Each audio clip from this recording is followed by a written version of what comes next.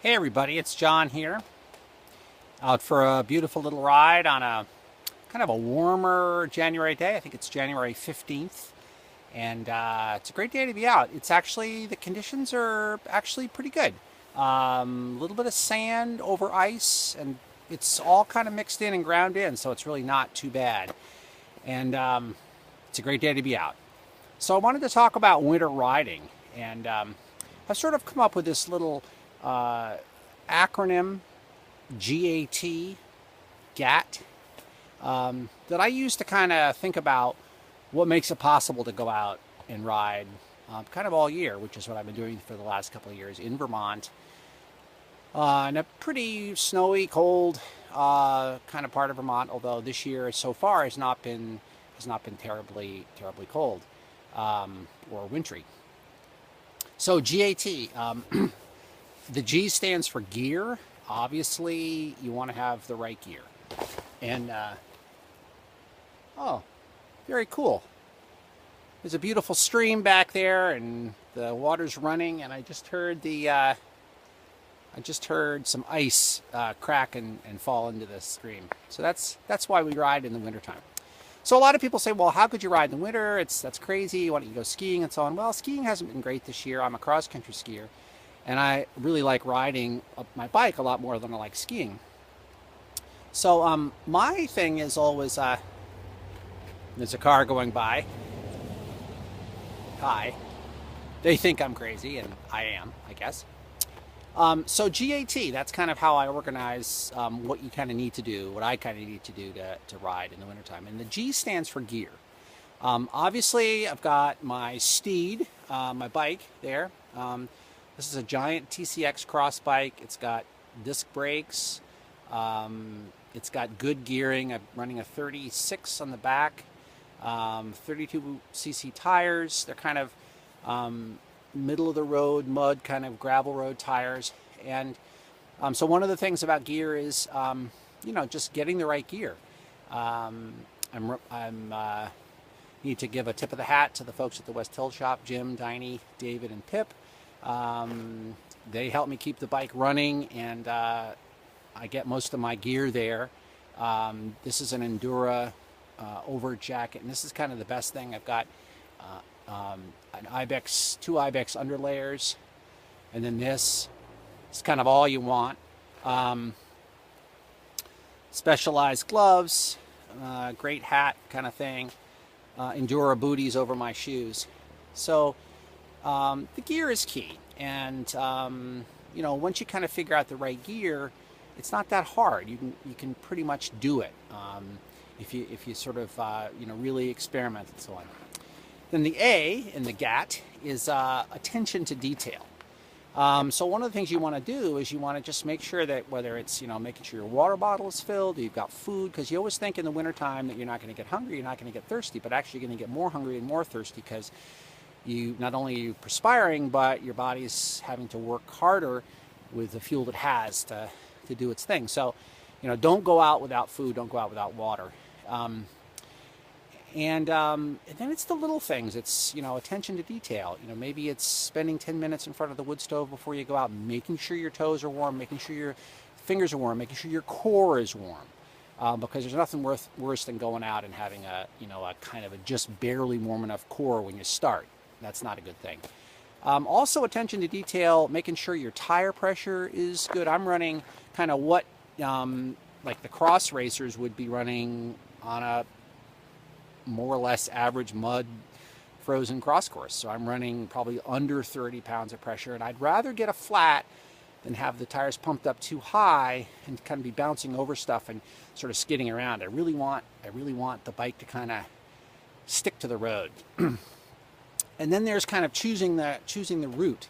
I've got this great stream behind me, and I'm doing this ride is kind of my normal ride. It's around Chester. And at some point I'll put a link up and I'll show you the ride. But it's mostly dirt roads. It's probably 75–80% dirt roads. And I've really attended to where it's kind of safe to ride. So I don't ride in places where there's going to be a lot of ice or a lot of traffic. Also, the other part of attention to detail is just keeping your ego in check. The legendary Ned Overend, just to very loosely paraphrase him, he said, races are won on the climbs, not the descents. And to paraphrase that, fitness is formed and kept not on the descents, but on the climbs. So, you know, whereas in the summertime when we're riding in groups and so on, you know, everybody's ego is going and everybody wants to be first up and first down. Riding alone in the wintertime, what you really want to do is come home safe to the people that love you and, you know, live to ride another day. So attending to your own ego and your own sense of, I got to go fast, or just not paying attention. Just, you know, I always go this fast down this descent and, you know, so I'm going to do it today. Well, that's when trouble happens. And then finally, the T in G.A.T. Is just time. Just make the time.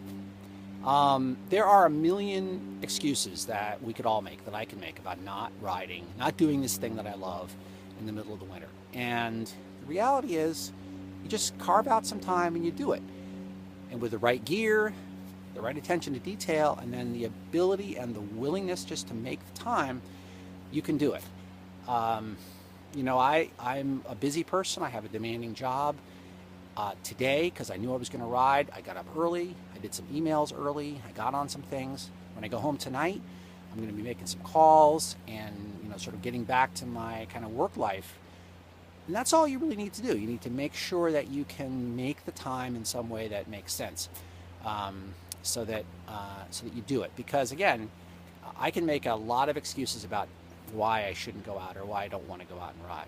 And it's not really about riding. It's about taking the time to take care of my emotional and spiritual well-being. This thing that I do, whether it's riding by myself all year round or joining other people to ride, you know, is not just about bikes. In fact, it isn't about bikes. It's really about keeping myself centered and well. So take the time. G.A.T. G.A.T.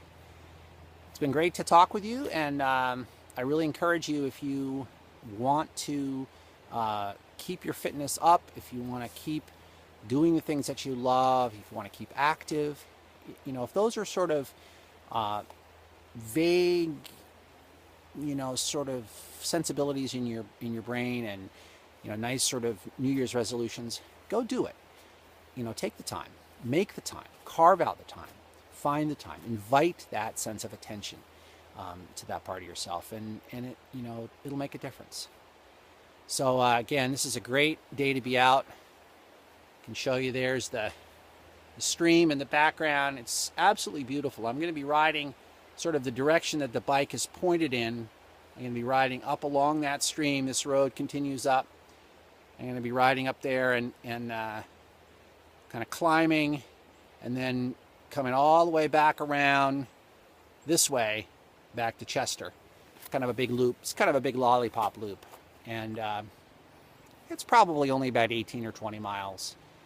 And it's maybe an hour and a half out of my day. I'm not going fast. I'm just trying to get my heart rate up a little bit and sweat a little bit.